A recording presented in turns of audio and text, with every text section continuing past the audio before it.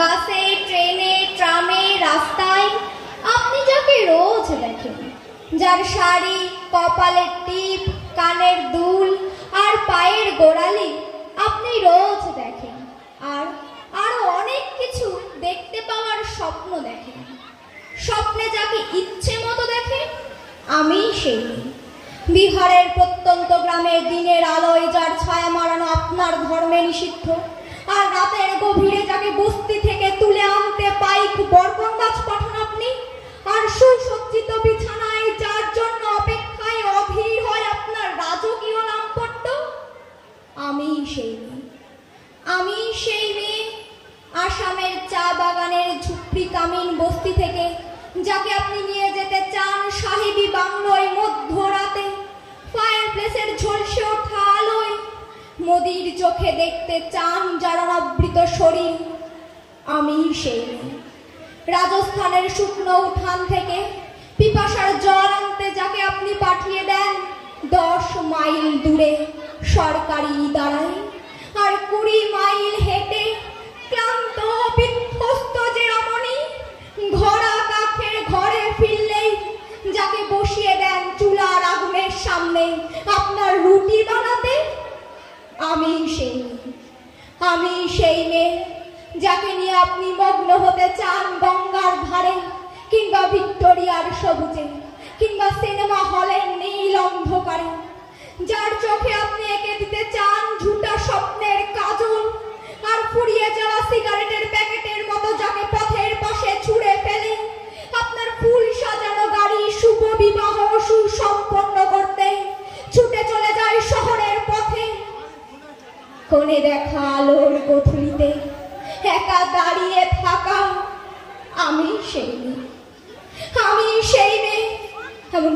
এমনকি দেবতারাও যাকে ক্ষমা করে না, অহংকার আর শক্তির দম্ভে যার গর্বে রেখে যান কুমারীর অপমান, আর চোখের জলে কুন্তি হয়ে নদীর জলে বিসর্জন দিতে হয় কর্ণকে, আত্মযোগে, আমি সেই মেয়ে। সংসারের অসময়ে আমি ভরসা, আমার ছাত্রপণ্যর টাকায় মায়ের ওষুধ কেনা হয়, আমার বাড়তি রোজগারে ভাইয়ের বই কেনা হয়, আমার সমস্ত শরীর প্রবল বৃষ্টিতে ভিজতে থাকে, কালো আকাশ মাথায় নিয়ে আমি ছাতা হয়ে থাকি, ছাতার নিচে সুখে বাঁচে সংসার।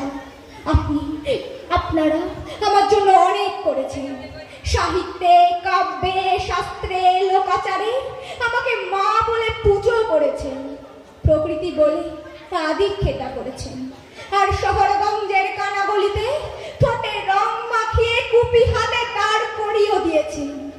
হ্যাঁ, আমি সেই মেয়ে। একদিন হয়তো অন্য কোনো একদিন আমার সমস্ত মিথ্যে পোশাক ছুঁড়ে ফেলে দিয়ে আমি হয়ে উঠবো সেই অসামান্য। খোলা চুল মেঘের মতো ঢাকবে আমার খোলা পিঠ, দু চোখে জ্বলবে ভীষণ আগুন, কপাল ঠিকরে বেড়ে ভয়ঙ্কর তেজস্বী, হাতে ঝলসে উঠবে সেই খড়গ, দুপায়ের নুপুরে বেজে উঠবে রণদুন্দুমি, নৃশংস হাসিতে ভরে উঠবে আকাশ। দেবতারা আতঙ্কে স্তব্ধ হয়ে বলতে থাকবেন, মহামেঘ প্রভং ঘোরং মুক্তকেশিং চতুর্ভুজাং কালিকাং দক্ষিণাং মুন্ডমালা বিভূষিতাং। ভবিষ্যৎ অকালের মতো আমি এগোতে থাকবো, আর আমার এগিয়ে যাওয়ার পথের দুপাশে মুন্ডহীন অসংখ্য দেহ ছটফট করতে থাকবে। সভ্যতার দেহ, প্রগতির দেহ, উন্নতির দেহ, সমাজের দেহ। হয়তো আমি সেই মেয়ে, হয়তো